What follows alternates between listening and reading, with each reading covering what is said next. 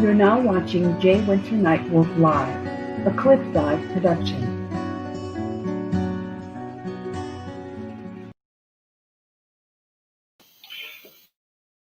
Taishu, Shidanalai, Ayajago Lawaya Sanoi. I'm Winter Nightwolf, and this is Indigenous Peoples Media Justice for All, the most dangerous show on television. I'm your host, Winter Nightwolf, and my co-host for tonight is Sandra Hope. Sandra is also the executive producer of the Winter Nightwolf Indigenous Peoples Reality Media podcast. You can check those out on nightwolfproductions.media by clicking on the podcast stream link. That's nightwolfproductions.media. The most relevant news of the day is that Donald Trump is no longer the president of this Republic of the United States. Now we can endeavor to work together as a human family to bring unity and make the crucial changes that are needed to end the myth of white supremacy and stop unprovoked and unjustified police killings of unarmed Black and Indigenous people, aka the American Indian and other people of color. Although it is generally not mentioned that in public media, American Indigenous peoples have higher ratios of death by police than any other group in America. As I've mentioned before, the fake emperor had no clothes, and we can all now stop pretending that he did. We have all been warned time and time again by the Creator to pay attention, to take care of Grandmother the Earth. Wealthy, arrogant white men continue to ignore the warnings and signs of this destruction as if somebody or something is going to drop out of the heavens and save us. Not going to happen. Moving on to focus on our primary conversation for tonight, there's something that has bothered me for a very long time. Just follow me, if you will. Young men and women enlist in the United States Armed Forces take one step forward and raise their right hand to promise in oath to protect the United States Constitution and the people of the United States. Many were forced into combat, armed combat, and this continues today, often in response to self-serving and unjustified motivations by this republic, the United States. Many gave some, and some gave all. Many of our soldiers return from these deployments and suffer with PTSD. How could they not? Tragically, there is not a consistent and fair distribution of support for these soldiers when they come home.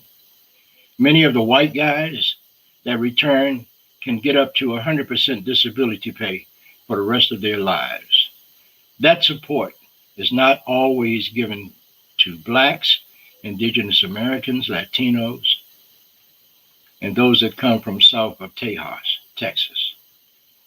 Many of these men and women find themselves reliving that combat over and over again. This time, the enemy is the United States via the Veteran Affairs and their VA medical centers. What a sham. My guests today are two young men who serve honorably as Green Berets, the U.S. Army, also known as Special Forces, the elite of the U.S. Army. They are my nephews and represent our Blendian community as Black and Indigenous American Indians. First Sergeant Ian Simpson and Sergeant Tyrese Bailey. They have an amazing story that must be told, and today is that day. I am so honored to have them on Winter Nightwolf Live. Gentlemen, welcome to my show.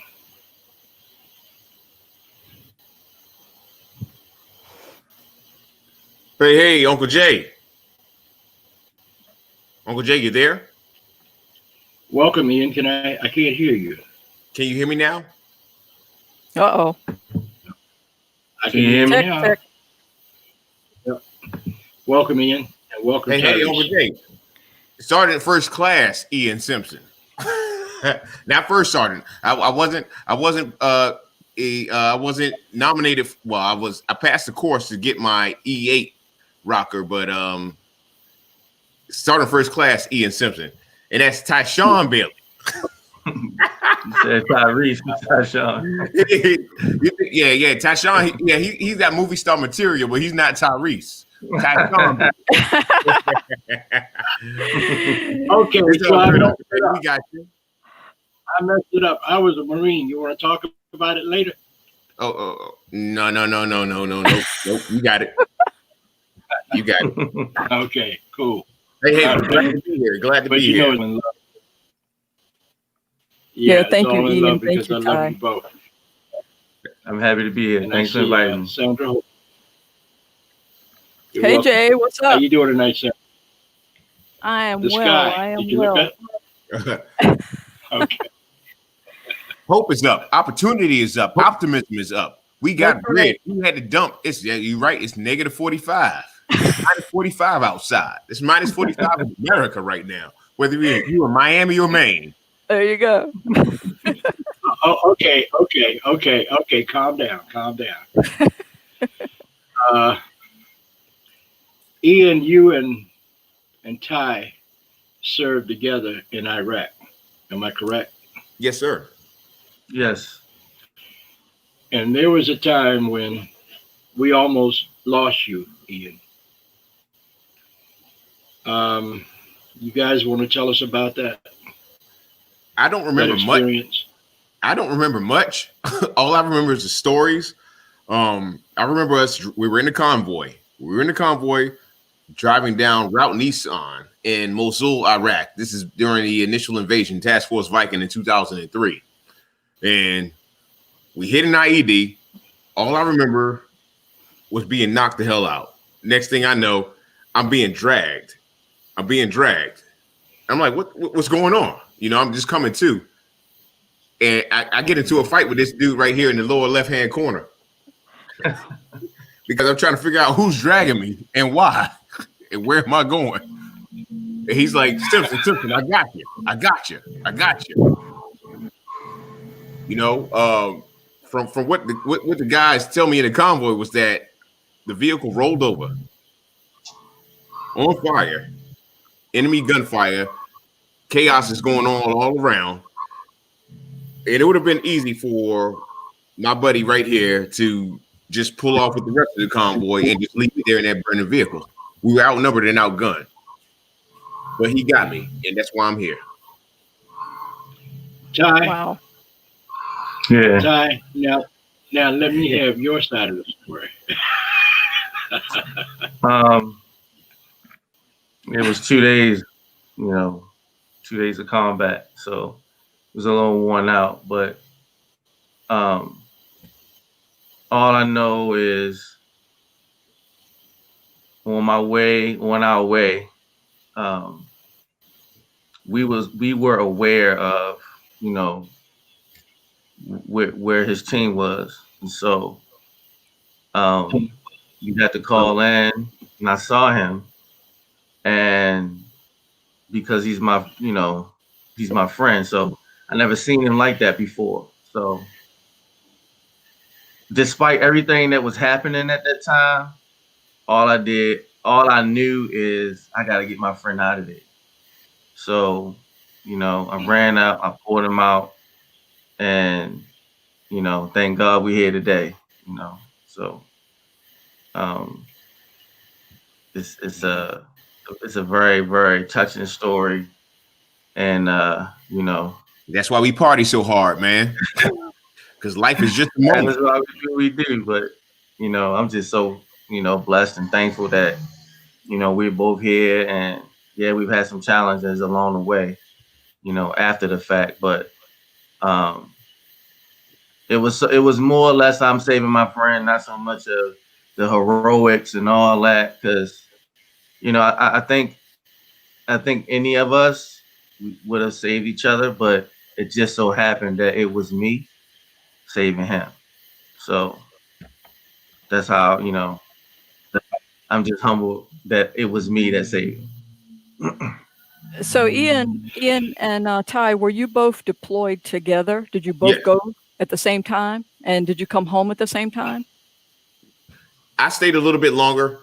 He left Iraq and went back into the rear D. We had troops in Constanta and Bucharest, Romania, and he went back to Romania shortly after the incident, and I stayed in Iraq. And then I left from Iraq back to Germany, back to Colorado. We linked back up in Colorado. Okay, and you were both relatively young, right? When you did. Oh yeah, I was what, 22? I was 22. Yeah, I was 23. Yeah, I was 22. Wow.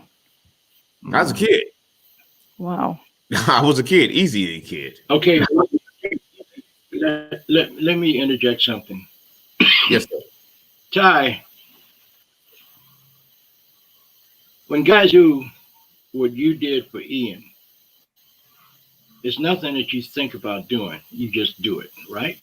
Right. Exactly. Okay. There was no thought process. Did your command? No, no. You had to save your friend. That's it. Mm-hmm. So my question to you is: did anybody do a report on what happened? And if no, they it was did, never reported. Ian, never report. Not to my knowledge. Because I was going to say that okay, when guys do the things that you did, there's usually or at least somewhere through the ranks, everybody learns about it, and if you did it, I know you did it because I know you and I know Ian, then you deserve some kind of a medal. Had it been a white boy saving a white boy, he'd be up for a congressional medal of honor. Yeah. Yep. Yeah. You're right. So I think that needs to be revisited, and I hope you revisit it at some point. However, coming home after being in combat Mm-hmm. and going to get some assistance from the VA turned out to be a very, very bad event, right? Well, Yeah, it's been a 16-year journey, and if it wasn't for the National Association for Black Veterans, I'd probably still be at 0%. But because of I got some assistance from them, the NAB vets, Jay, the NAB vets. Yeah, NAB vets. okay. They've backed me on the whole process, and I just have been patient. But I know some guys who were in other units, and some guys who never seen any combat at all. They got 100%, which I just don't understand. Yeah, man. Uncle Jay. And I mean, I think all of us. No, they were Caucasian. Of course, they're Caucasian. They Uncle Jay, 100% out the gate. And Uncle I'm like, Jay, wow, it's been a struggle. You've seen. First of all, Uncle Jay, you provided me food and shelter for 2 years. You've seen the heartache. You've seen the tears that when I got my rejection letter, when I got my what is it called? When the VA declined me. You remember? Yeah, You used to take me up. You used to take me up to the VA hospital yourself. You used to sit right there in the vestibule in the main area while I went to go, try to get everything sorted out. And you've seen those letters when I came home. And I get teary-eyed, frustrated, cussing, ready to fight something. I think I punched, I punched out of there a couple times because it seems like it's pulling teeth. It's like you're trying to pull teeth with the VA. Why? Why is it that hard? Why is it that hard? You see my DD 214. The VA can look up my military records. They can see my MOS. They can see what every unit that I've been assigned to, special operations. So why is it that a doggone white guy that's a truck mechanic gets a higher disability rating than me? And you were actually in combat. That was what you did. Yes, sir. Fight the enemy. Yes, sir. And that's I did before. So I know exactly how you feel. It sounds as though they got some real crazy racial injustice going on with the VA. What are your thoughts on that, Ty? When I was in 10th group, there was an executive officer. I'm not gonna mention his name, but I had to go to him so that I could start college while I was in the service. And he black. Yeah, and so I understand the importance of education. So I went to him and I said, sir, could you help me with my NCOIC, so I can take some classes while we aren't deploying right now? And then he was like, you know what, Sergeant Bailey, you the only soldier that even come and ask me to go to school. And so I was like, everybody they have families and stuff. And then he was just like, you can. He said, but I want to share one thing with you. And I said, what's that, sir? He said, it shouldn't be this way, but it is. He said, we all put this uniform on every single day. And, color shouldn't mean anything, but it does. Rank shouldn't mean anything, but it does. So if you ever decide to stay in, you should switch over and be an officer. And I was like, wow, I'll keep that in mind, sir. Well, so before I ask, that story sticks with me even to this day. I'll never forget that conversation. So, okay, now it shouldn't be a black and white thing, but it really is. Okay, thanks for your input. But before we go on, and before Sandra gets involved in this conversation some more, I know you all know about my brother. Uncle Willie? My brother graduated from the United States Navy in 1976. And it was unfortunate that he died from cancer at 39 years of age.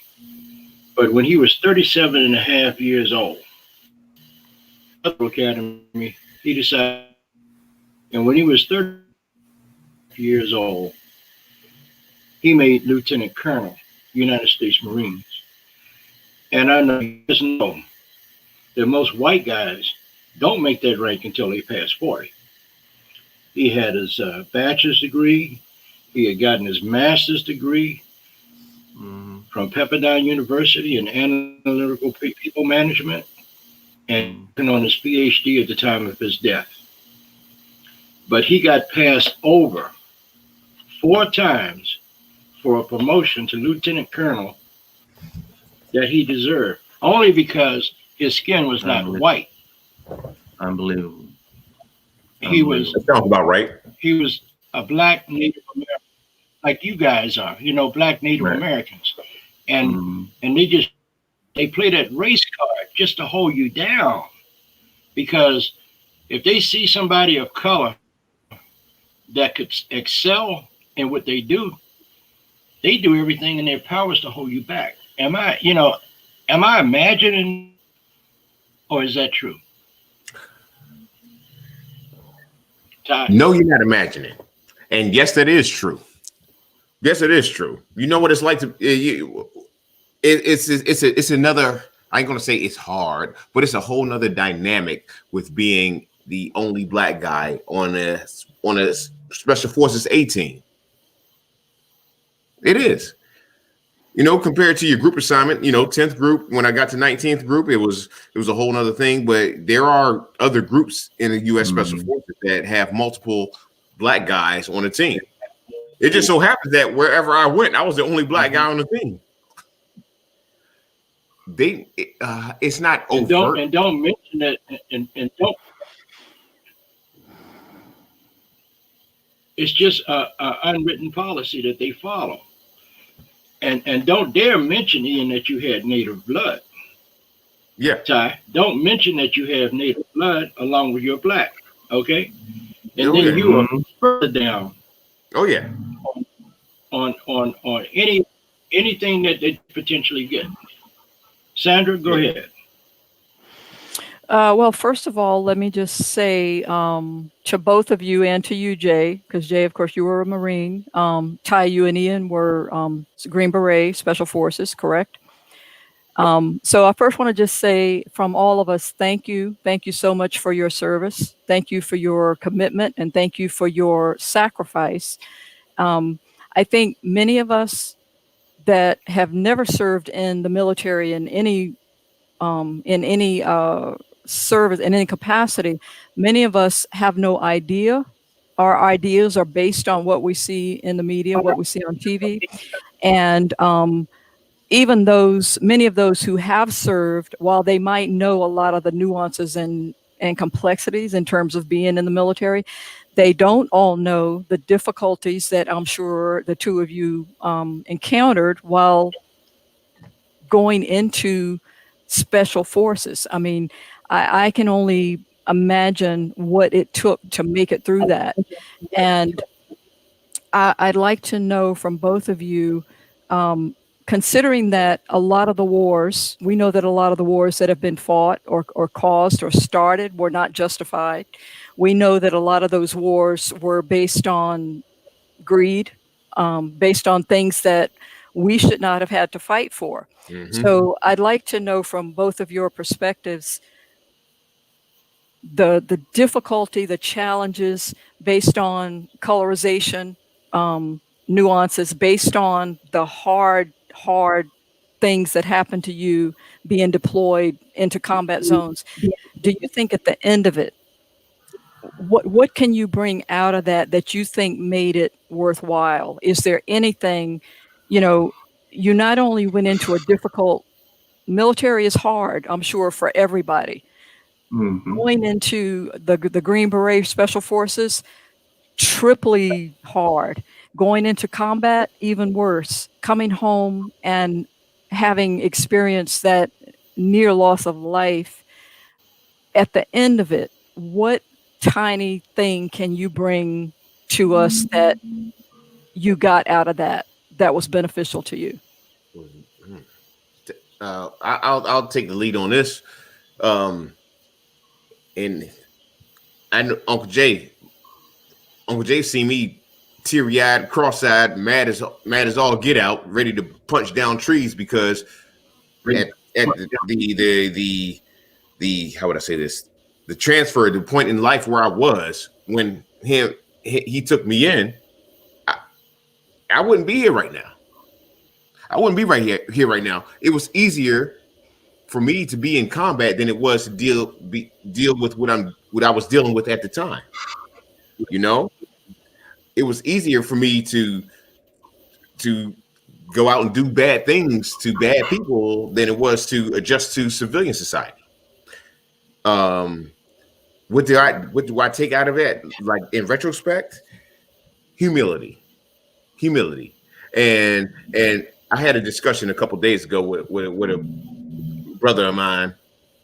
You know, there's a difference between somebody being peaceful and somebody being harmful. Okay, if you're trying to be peaceful, that you know how to escalate, you know how to control your level of violence that you execute, but you want to control it, so you're trying to be peaceful.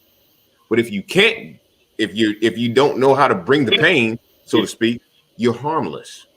No, Ty and I, we try to be peaceful in society, but sometimes Ty and I, we are both extroverted introverts because we don't deal with people. We don't put up with the BS. We deal with people at a level like, okay, goodness gracious, ain't nobody got time for You're right. You're right. You're right. And as Ty and Uncle Jay both know me, I can talk to my shadow until my shadow passes out. But whenever I run out of words, that's when things are about to get broken. And that's when it's time for me to go back in the house and go away. Because I'm going to get in trouble. Yeah. I think for me, Well, you know, see, Ian, before we go to Ty. Okay. Go ahead, Ty. Go ahead, Ty. No, go ahead. Go ahead, finish. Go ahead, finish. No, well, what I was going to say is witness firsthand your anxieties, your anger, and all of that. And I've had other family members wanted to know, well, why would you take him in? I said, because I love him. And he deserves a hell of a lot better than what he's getting from VA or anything else. Amen. Yes, and sir. That's what in my house, because I was so concerned about your future. And I knew that I could probably have been and was, on many occasions, the buffer that kept you from flipping out. Yep. Because I would talk to you, I'd grab you and hold you and tell you that it's going to be all right, don't worry about it, you know? Those are the kind of things that most people don't understand. Okay. And I'm very thankful that you're in my life, bro. I really am, man. Likewise, Uncle Jay, love you too, man. So, Ty, what do you bring out of that experience? Well, I want to share with everybody that I spent 3.5 years in 3rd Ranger Battalion as well. And that's also a very, a highly elite unit. A lot of those guys, they go to other elite units in the military. But I saw it there and I saw it in special forces. If you Black, you are treated differently. We were told not to congregate amongst each other, for too long because, it just didn't look right. We stand They don't out. want too many brothers. They want too many brothers in one area for too long. And so, we found time to, we were able to spend time with each other outside of the unit, right? But we couldn't show our brotherly love and our brotherly camaraderie amongst each other while we was at the unit. And I just felt like that was, that was kind of demeaning. It's still a way of kind of like breaking up our community, and so I understand that wearing a uniform, we're all service men and service women. I get it, right?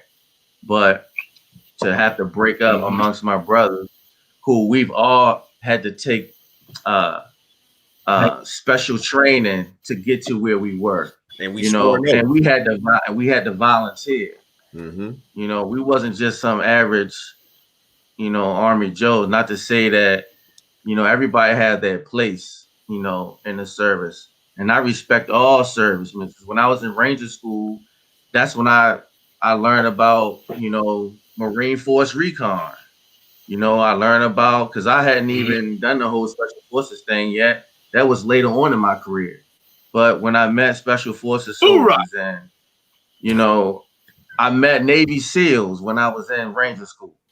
So, I have a big respect for all service men and service women, whether you were special ops or not. Because if it wasn't for some F-16 and F-17 pilots while I was in Iraq, then I wouldn't be here because they got us out of some jam. Yeah. So, yeah. you know, yeah, we laugh and joke and we mess with the pilots and stuff. But, you know, at the end of the day, like I'm just happy and blessed that they did their job and they were professionals, you know. But answering your question, Uncle Jay, Can I about ask? how did that all affect me today? All I can say is, you know, the struggle is real for minority, you know, Black, Native American veterans when they leave service and they return to society. It's a struggle. The struggle is real. Yep. It's a it's a it's an unfriendly and another word I want to use. You can't see it. The war. It's another type of war when you come home. A psychological war. You know. Why do I have to beg for my benefit? Why do I have to beg for some?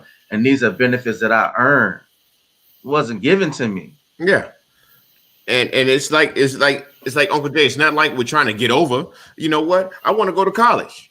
Why you putting these hoops so doggone high for us to jump through, and then you want to set the rings on fire? Ty got to go through hoops to get his vocational rehab benefits, to get his certifications.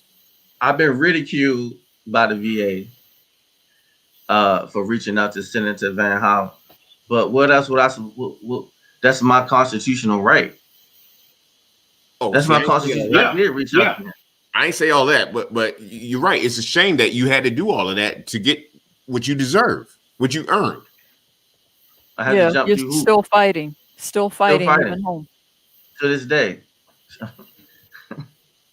Yeah, but when you know when the going gets tough and the stomach starts growling and we're trying to figure out where our next meal is coming from, and if we want to go do bad things, we become the bad people. No, we're trying to be outstanding citizens in our society. It requires education. It requires education. Not bachelor's degree. A bachelor's degree is no longer enough. It's no longer enough. I'm in school right now. Yes, sir, Uncle Jay. A bachelor's degree is no more than a preferred high school diploma when you really want to look at it. Yeah. Yeah. It used to be more. To do anything with that. Yeah. You gotta have a master's degree. Uncle Jay, I got turned down from a mall cop job. Here I am. U.S. Special Forces Green Beret. I got turned down from a mall security position. It's real. A few years back, my son graduated from college and he's applying for entry-level jobs. He had a bachelor's. He's applying for entry-level jobs that he said the bulk of the applicants had PhDs. And these are entry-level jobs. It's a different world. It used to be great to just make it out of high school. You know, you had an opportunity, had a chance, but it's all different. And, you know, to think that you guys sacrificed so much, you committed so much, you went and did something that most people would never even think about doing. And you did it with no complaints. You did it at risk of your life. And I'm so thankful, Ty, that you saved Ian. I'm so happy. And I'm happy that you both came back and Jay was able to help you both. But it's egregious. That's my new favorite word, egregious, that this can happen to soldiers when you come home and you didn't make much money in the military anyway. It wasn't like you were making a bunch, you know, couldn't buy mansions or anything, couldn't buy a nice car, you know, with that military money. Veterans Day though. Yeah, you're right. So yeah, it's incredibly horrific that happened, continues to happen. I mean, you risked your life. You almost gave your lives. All right. Let me ask both of you guys something. You know you have Indian blood as well as black blood. Yes, sir. Yeah. While you were in, did you ever meet a full-blood Indian? I have. While you were in the military? Uncle Jay, remember my buddy Jody Bitsoy? He's Navajo. Remember I told you he retired and he does the health clinic for Native American veterans on the res down in New Mexico. Mm-hmm. Yeah. Yep. He's right. He was a full blood Navajo. Jody Bitsoy. He's from Las Cruces, New Mexico.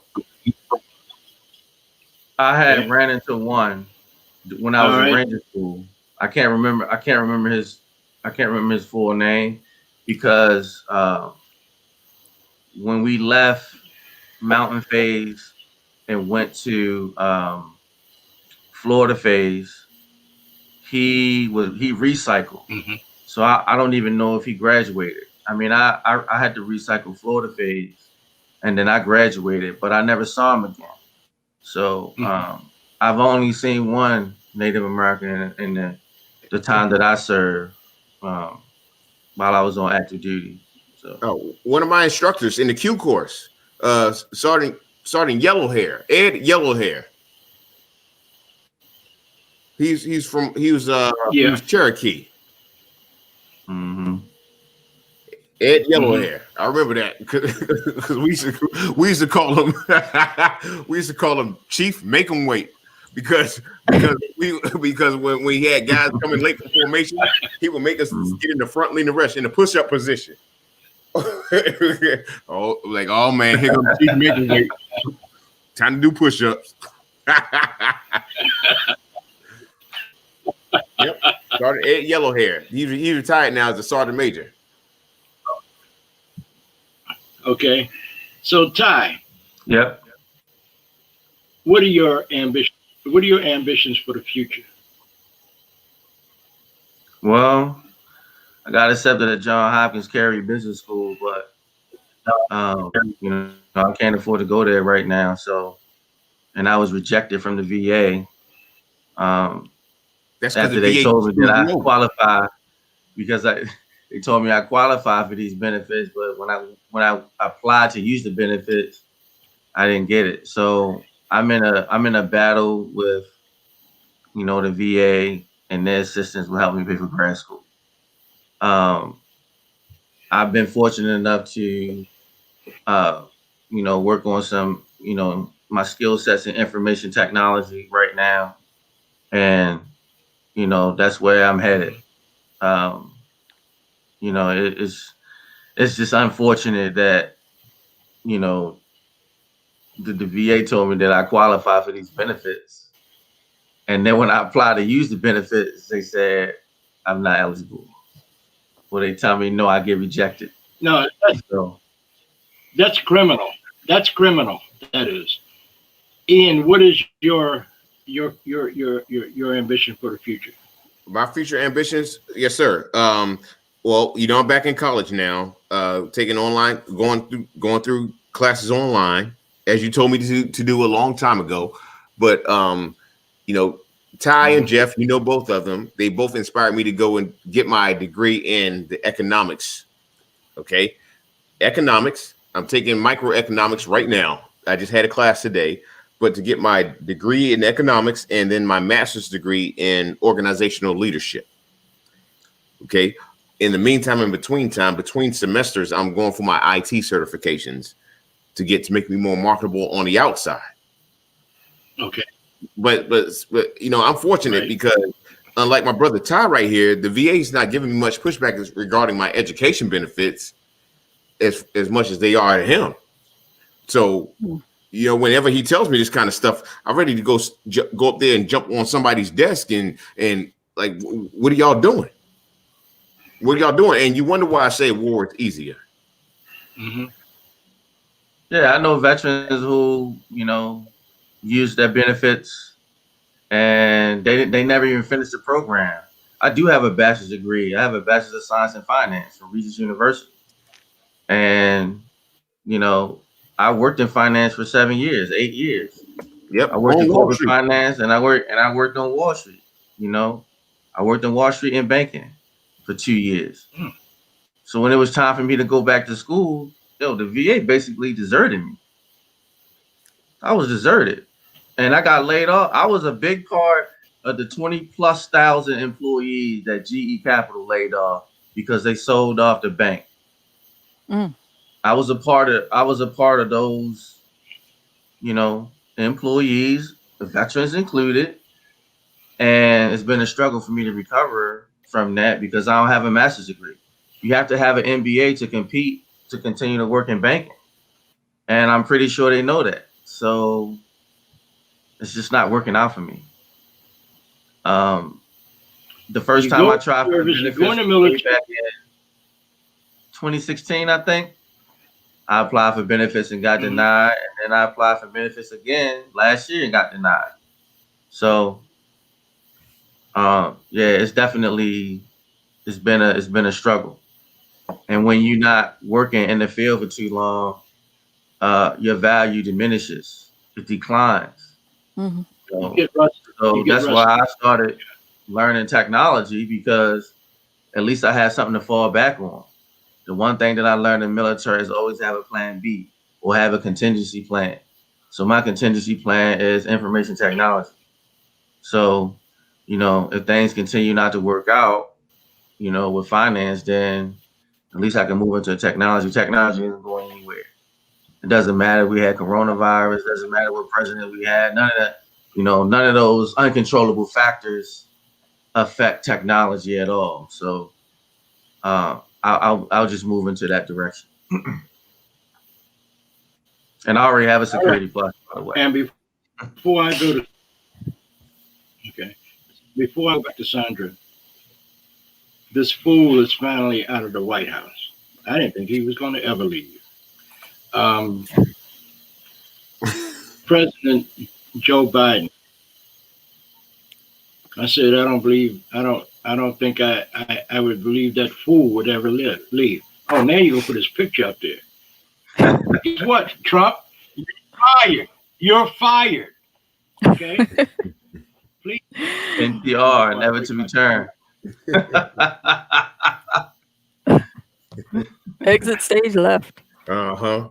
So now that Biden is in the White House, showing so much promise and signing all of these executive orders, turning around Trump's mess, because that's all he brought to the White House was mess, lies, and created more division in this country, and also, let's call it like it is, heighten white supremacy and racism.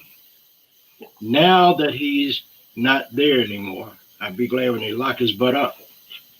What do you think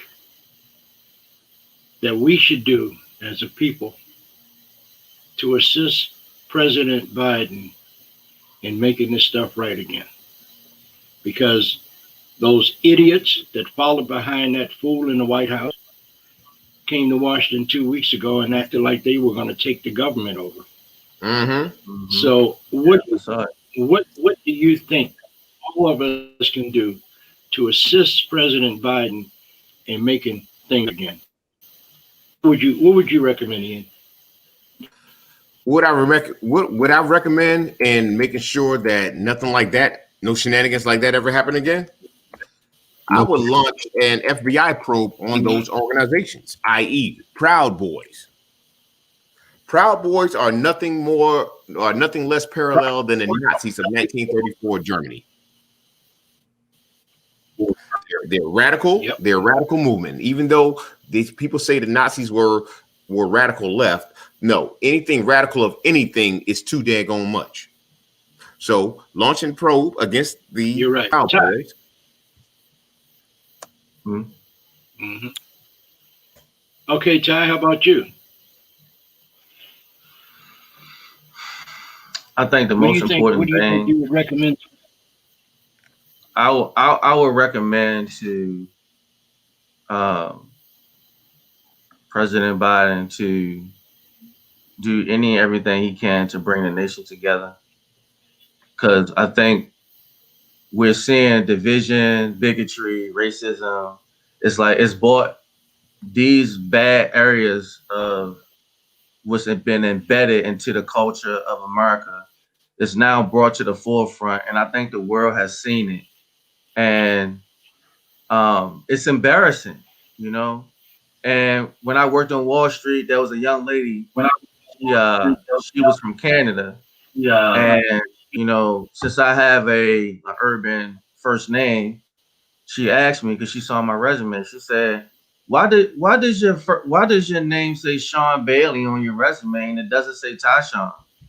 I said, because Tyshawn is an urban name, and unfortunately, my resume would either be put to the side or thrown in the trash. And I heard this from a Caucasian woman who worked at HR. Yep. And there was a investment banking associate who was Jewish, and he said, unfortunately for him, this is true. I gotta back him up on that. He's telling you right. And she's from Canada. She's like, oh my God, I've never heard of that. I've never seen that before. How does that make you feel? I said, I feel better knowing that this is how people feel about me, not even knowing that I'm Black, not even before they see me. It's better for me to know than to get upset and, you know, cause a lot of riff-raff and ruckus and make excuses, you know. At least in the military, they tell us, you know, adapt and overcome. So I've really taken that to heart in my life and take personal responsibility. And if I have to make certain adjustments just to give myself a shot, you know, give myself a shot to work in corporate America, then I gotta do. You know, at least I just want a fair shot, Right. fair chance. That's I don't want a handout. Okay. You know, just give me what I earn and let me do my job. That's it. I just want to thank thank both bring of the you. country back together. All right.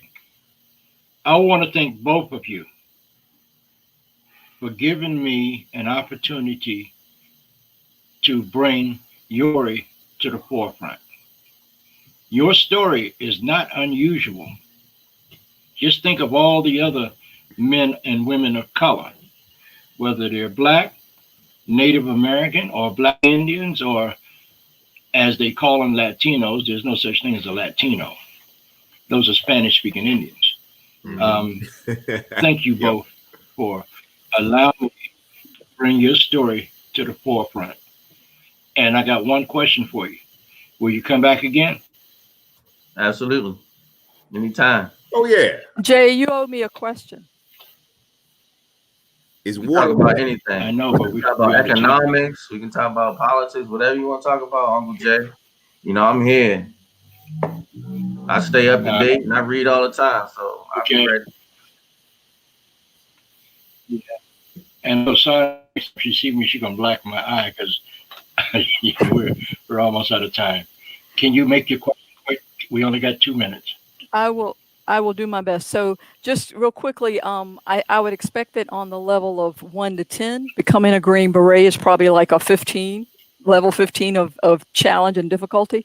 As I understand it from my brother, last year, the first female Green Beret graduated. Her name is Elise Stefanik. And Stefanik. I'm sorry, okay. Yeah, you're right. You're right. So she was the first woman who graduated from Green Beret. I mean, were you in any level of activity or exercise with women who were trying to achieve that when you were in? No, ma'am. No, ma'am. Not in Ranger School either. Airborne School is the most interaction I had with women in the military. Airborne School, that's it. Okay, so it would have been an incredible accomplishment for her to achieve that. Oh yeah. Yeah, I mean, if they didn't lower the standard, 30 seconds. You can pass. Again, I want to thank you from me and from our executive producer and Sandra for being with us today. All right. Thank you. You can listen to us live Wednesdays from 7 Eastern Standard Time until 8 on YouTube at Winter Nightwolf Live. with Cliff Dive Productions or on Facebook. You can also listen to Indigenous Peoples Reality Media podcast on, what is that, Podbean, Apple, Spotify, Tune in, Stitcher, and TuneIn, and iHeartRadio, Audible. iHeartRadio. So And for those of you, go ahead. I'm going to let you finish it. I'm sorry. For So I was those just of gonna you say- that have Amazon Alexa,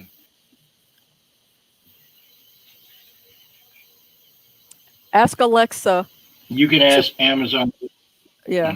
Go ahead. Ask Alexa to play the podcast J. Winter Nightwolf Indigenous Peoples Reality Media, and Alexa will play it for you all day long, all night long. I don't know y'all. And you're on y'all listen to Amazon me all day Audible and all now night. as well, Jay. I don't know if you knew that. You're on Amazon Audible as well. The podcast no. is there. Okay.